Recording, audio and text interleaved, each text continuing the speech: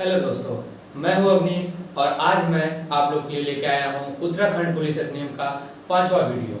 5वें वीडियो में मैं आप लोगों को इस अधिनियम की जो अध्याय 4 है, जिसको धारा 29 से 38 तक में बताया गया है, इसके बारे में चर्चा करते हैं। यह जो अध्याय है, यह अध्याय राज्य पुलिस बोर्ड जो होती है उसके बारे में बताती है और पुलिस अधिष्ठान समिति के बारे में बताती है। इस अध्याय में हम पढ़ेंगे कि राज्य पुलिस बोर्ड का गठन कैसे होगा, उसकी संरचना क्या होगी, उसमें कितने अध्यक्ष होंगे, कितने सदस्य होंगे, साथ ही उनकी पदावधि क्या होगी, सेवा शर्तें क्या होंगी, उनको कैसे पद से हटाया जाएगा और अधिष्ठान के बारे में, पुलिस अधिष्ठान समिति के बारे में पढ़ेंगे। तो आइए हम शुरू करते हैं। तो सबसे पहले स्थापना पढ़ेंगे कि जो राज्य पुलिस बोर्ड की स्थापना, यहाँ पे स्थापना की बात जो लिखी है, ये राज्य पुलिस बोर्ड की स्थापना है। पुलिस अधिष्ठान समिति हम आपको बाद में बताएंगे। यह केवल मात्र एक धारा में दिया गया है और वह धारा है 38। सेक्शन 38 में देखिए, ये देखिए सेक्शन 38 में पुलिस अधिष्ठान समिति के बारे में बताया गया। बाकी सभी धाराएं राज्य पुलिस बोर्ड से संबंधित हैं। तो शुरू करते हैं। राज्य पुलिस बोर्ड की स्थापना कौन करता है? धारा 29 कहती है कि इसका स्थापना राज्य सरकार करती है। और फिर इसकी संरचना क्या होगी राज्य पुलिस बोर्ड की? तो राज्य पुलिस बोर्ड की संरचना को धारा 30 में बताया गया है, जिसका एक अध्यक्ष होगा। अध्यक्ष जो होगा वो गृह मंत्री होगा। उस राज्य का जो गृह मंत्री होगा वह इसका पुलिस बोर्ड का क्या होगा? अध्यक्ष होगा। तो राज्य पुलिस बोर्ड का अध्यक्ष कौन होगा? जो उस राज्य का गृह मंत्री होगा। और साथ ही इसमें सदस्य कितने होंगे? इसमें सदस्य जो बताया गया है, सदस्य बताया गया है कि इसमें प्रतिपक्ष का नेता होगा, विरोधी दल का नेता होगा, और अगर कोई विरोधी दल का नेता नहीं है तो उस विधानमंडल में जो सबसे बड़ा दल होगा उसका नेता इसका सदस्य होगा। मुख्य सचिव इसका सदस्य होगा। गृह विभाग का सचिव या प्रमुख सचिव इसका सदस्य होगा। डीजीपी पुलिस महानिदेशक भी इसका क्या होगा? सदस्य होगा।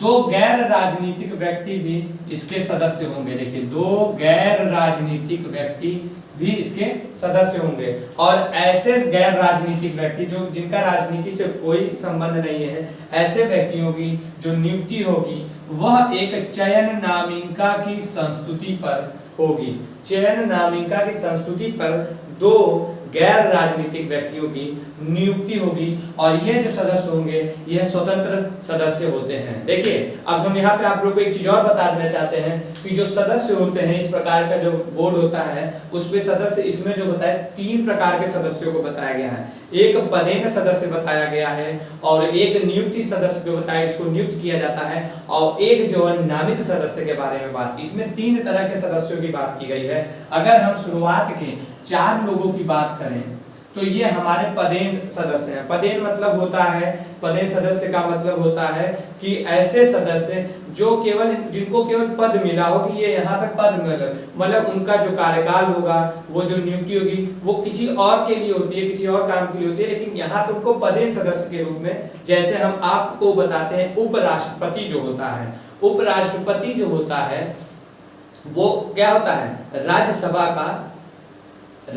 का पदेन सभापति होता है, जबकि उसकी नियुक्ति क्या होती है? उपराष्ट्रपति की तरह से होती है, लेकिन वो होता किसका है? राज्यसभा का पदेन सभापति होता है। उसी तरीके से जो प्रतिपक्ष का नेता है, मुख्य सचिव है, गृह विभाग का सचिव है, डीजीपी है। अब देखिए, डीजीपी के बारे में हमने उसकी नियुक्ति कहाँ पढ़ी थी? धारा 20 में पढ़ी थी और उसके कार्यकाल वगैरह भी वहीं पे लिखा हुआ था। इसी के बाद में हम बात करते हैं जब कि यहाँ पे डीजीपी भी क्या है? पदेन सदस्य है। लेकिन 2 सदस्यों की नियुक्ति भी किया, नियुक्त किए गए सदस्य भी इसमें कितने हैं? 2 हैं। वो 2 गैर राजनीतिक व्यक्ति होंगे, जिनका राजनीति से कोई संबंध नहीं होगा, ऐसे व्यक्ति को। और ये जो सदस्य होंगे वो स्वतंत्र सदस्य होंगे। और एक नामित सदस्य के बारे में भी बताया गया है। नामित सदस्य कौन होगा? एक पुलिस अधिकारी होगा जिसको सचिव के रूप में नामित कर दिया जाएगा। तो अब टोटल हम सदस्य के बारे में पढ़े, कितने सदस्य हैं?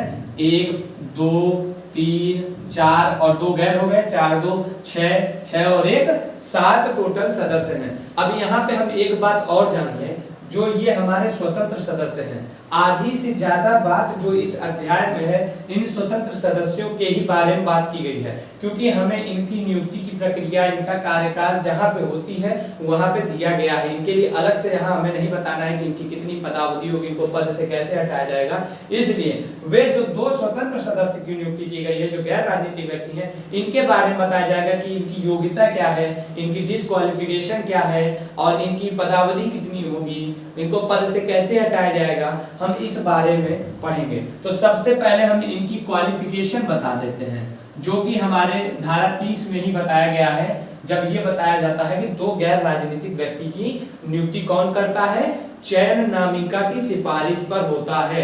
तो जो चयन नामिका की सिफारिश होगी, इस चयन नामिका में किन लोगों के नाम होंगे, किन दो व्यक्तियों के नाम होंगे, गैर राजनीतिक व्यक्तियों के नाम होंगे जो शिक्षा, विधि, लोक प्रशासन, संचार माध्यम तथा अन्य क्षेत्र में प्रख्यात हो, मतलब अन्य क्षेत्र से संबंधित वो फेमस पर्सनैलिटी हो इन क्षेत्र में, जो शिक्षा के क्षेत्र में, विधि के क्षेत्र में, लेकिन राजनीति के क्षेत्र में नहीं।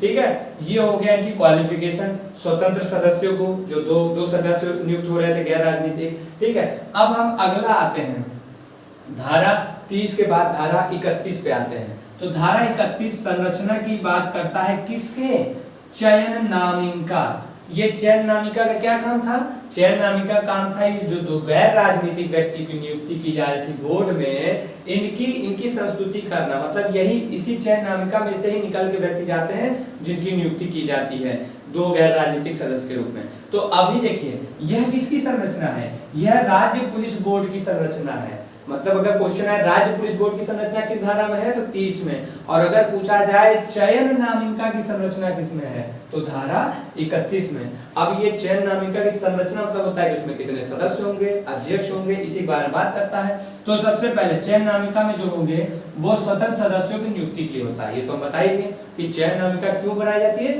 स्वतंत्र सदस्यों की नियुक्ति के लिए। और इस चयन नामिका की जो संरचना होगी इसमें कौन कौन शामिल होंगे, तो राज्य का मुख्यमंत्री, उत्तराखंड राज्य का जो सीएम होगा वो इसमें होगा चयन नामिका में, राज्य विधानमंडल का जो अध्यक्ष होगा वो इसमें होगा, राज्य का गृह मंत्री भी इसमें होगा और विरोधी दल का नेता भी इसमें होगा। तो 4 लोग चयन नामिका में आते हैं, कौन कौन, राज्य का सीएम, राज्य विधानमंडल का अध्यक्ष, राज्य का गृह मंत्री और विरोधी दल का नेता। तो हमने यहाँ पे 3 धाराओं को पढ़ लिया, राज्य पुलिस बोर्ड की स्थापना, राज्य पुलिस बोर्ड की संरचना और उसके बाद चयन नामिका की संरचना।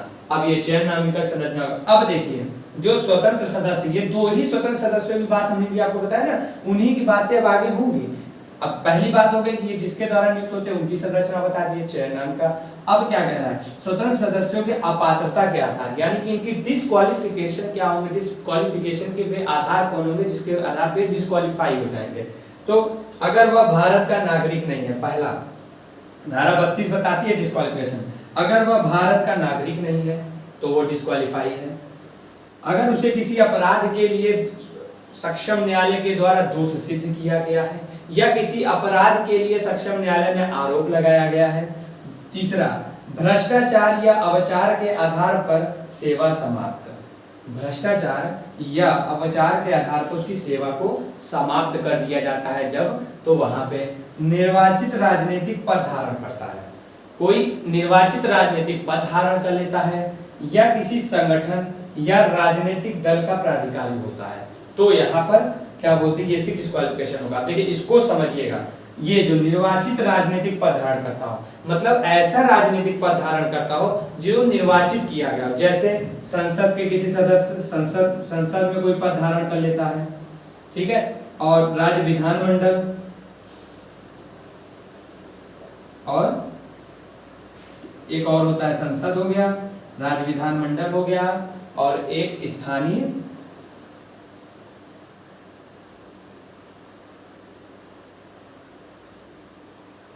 अभिकरण, ठीक है। ये 3 चीजें हो जाती है निर्वाचित राजनीतिक पद में, या तो ये होता है धारण कर लेता है निर्वाचित राजनीतिक पद, या फिर कोई राजनीतिक संगठन होता है उसमें क्या बोलते हैं कोई प्राधिकारी हो जाता है, उसका अध्यक्ष बन जाता है, इस तरीके से। तो उसके बाद और जो विकृत चित्त व्यक्ति होता है ये भी डिस्क्वालीफाई होता है। तो टोटल हम लोग देखेंगे तो 5 लोग डिस्क्वालीफाई, 5 तरीके से डिस्क्वालिफिकेशन दी गई है कि भारत का नागरिक, जब वह भारत का नागरिक नहीं है तो वो उसे किसी सक्षम न्यायालय द्वारा दोष सिद्ध कर दिया गया हो या आरोप लगाया गया हो, वो जिसको भ्रष्टाचार या वचार के लिए उसकी सेवा समाप्त कर दी गई हो वो, या जो विकृत चित्त हो वो, या एक ऑप्शन कि अगर वह किसी निर्वाचित राजनीतिक पद को धारण करता है या फिर किसी संगठन या राजनीतिक दल का प्राधिकारी होता है। तो ये 5 हो गए डिस्क्वालिफिकेशन।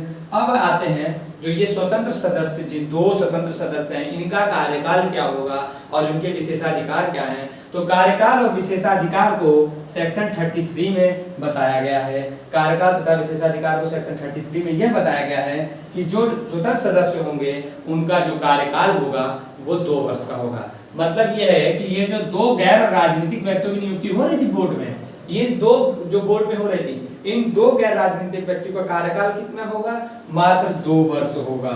ठीक है, उसके बाद इनके विशेषाधिकार ये है कि ये जो बैठते हैं भाई, जो राज्य पुलिस बोर्ड की बैठकें होती हैं उस बैठकों की फीस लेने का इनको अधिकार है, और अगर वो बैठक किसी दूसरे स्थान पे होती है जहां वो नहीं रहता है तो या जिस स्थान पे बैठकें होती है उससे भिन्न स्थान पे कहीं बैठक की जाती है तो उस स्थान में जाने में जो यात्रा करता है, यात्रा में जो व्यय होता है तो यात्रा भत्ता के रूप में पाने का अधिकारी होता है। तो बैठक फीस और यात्रा भत्ता पाने का अधिकारी होता है। ये हो गया इसके विशेषाधिकार।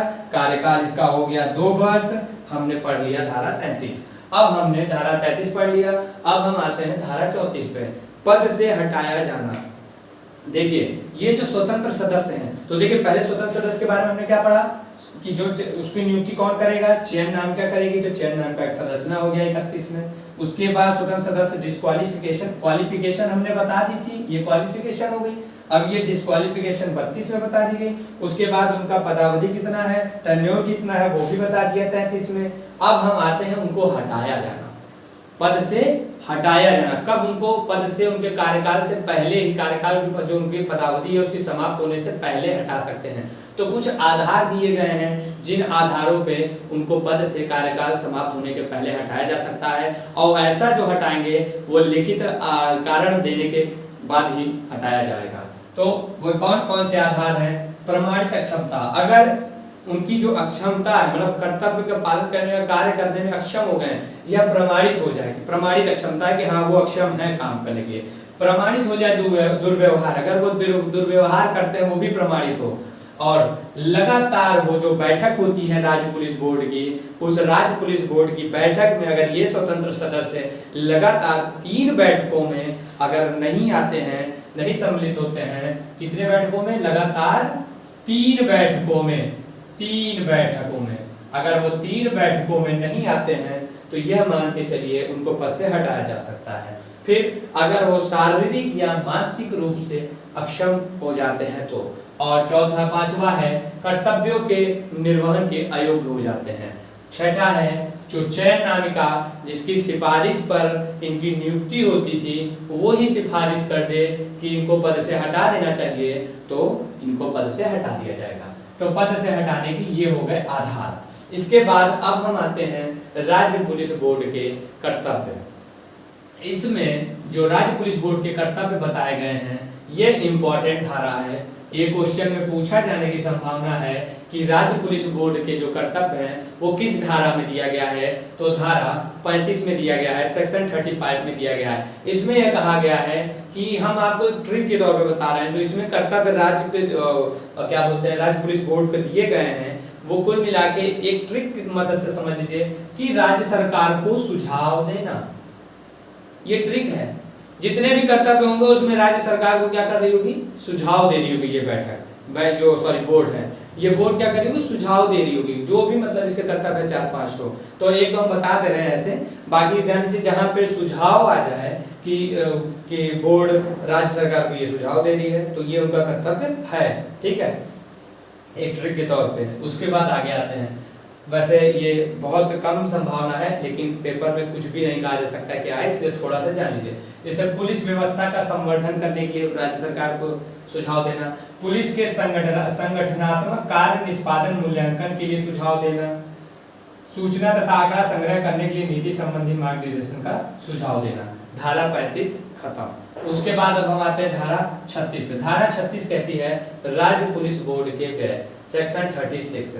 राज्य पुलिस बोर्ड के व्यय सेक्शन 36 में बताएगा कि जो राज्य पुलिस बोर्ड का जो व्यय होगा वो किसमें है, 36। बस इसमें इतना याद रखना है। कर्तव्य 35 में है, खर्चे जो है, व्यय जो है वो 36 में है। उसके बाद वार्षिक रिपोर्ट है। एक चीज और है, राज्य पुलिस बोर्ड की वार्षिक रिपोर्ट किस धारा में है, सेक्शन 37 में। इसमें कहा गया है कि राज्य पुलिस बोर्ड वर्ष के अंत में एक वार्षिक रिपोर्ट को राज्य सरकार को सौंपेगी अंत में यह बोर्ड। और जो यह वार्षिक रिपोर्ट होगी राज्य सरकार क्या करेगी, यथाशीघ्र प्राप्त होने के बाद यथाशीघ्र राज्य विधानसभा में प्रस्तुत करेगी। कहां प्रस्तुत करेगी, राज्य विधानसभा में प्रस्तुत करेगी। अब हम आते हैं पुलिस अधिष्ठान समिति, जो कि हमने आपको पहले ही बताया था कि मात्र एक ही धारा में है। तो अगर हम शुरू से शुरू करते हैं तो हमारा 29 में दिया गया है राज्य पुलिस बोर्ड की संरचना, 30 में दिया राज्य पुलिस बोर्ड का गठन, 30 में राज्य पुलिस बोर्ड की संरचना दिया गया है, 31 में चयन नामिका की संरचना दिया गया है, 32 में डिस्क्वालिफिकेशन दिया गया है, 33 में पदावधि दी गई है, टेन्योर दिया गया है, 34 में आपका पद से हटाया जाना जो स्वतंत्र सदस्यों को वो दिया है, और 35 में राज्य पुलिस बोर्ड के कर्तव्य दिए गए हैं, 36 में राज्य पुलिस बोर्ड के व्यय दिए गए हैं, और 37 में राज्य पुलिस बोर्ड की वार्षिक रिपोर्ट दी गई है। और अब हम आते हैं राज्य पुलिस बोर्ड को खत्म करते हुए, अब आते हैं राज्य पुलिस अधिष्ठान समिति। मोस्ट इंपॉर्टेंट, इसमें सबसे पहले तो यही इंपॉर्टेंट है कि पुलिस अधिष्ठान समिति किस धारा में है। तो पुलिस अधिष्ठान समिति हमारा धारा 38 में है।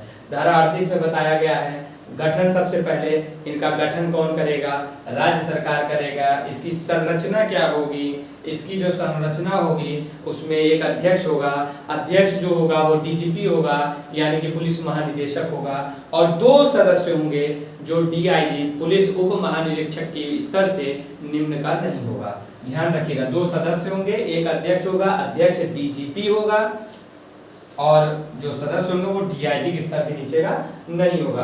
अब हम आते हैं कृत्य तथा कर्तव्य, इनके क्या कार्य होंगे और क्या कर्तव्य होंगे पुलिस अधिष्ठान समिति में, धारा 38(2) में। धारा 38(2) में ही इनकी समिति का कर्तव्य दिया गया है। इसको एक रीडिंग के तौर पे पढ़ लीजिए, हो गया।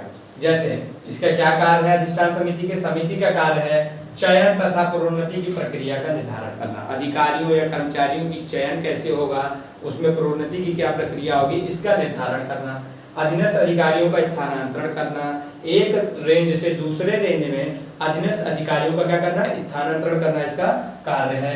एएसपी डीएसपी के पद पर अधिकारियों का स्थानांतरण, जो हमारे एएसपी हैं यानी कि असिस्टेंट सुपरिटेंडेंट ऑफ पुलिस और डिप्टी सुपरिटेंडेंट ऑफ पुलिस, इसके पद पर जो अधिकारी होंगे इनके स्थानांतरण का बताया गया है। और स्थानांतरण और तैनाती के संबंध में स्टेट गवर्नमेंट को सुझाव देना भी इसका कार्य है।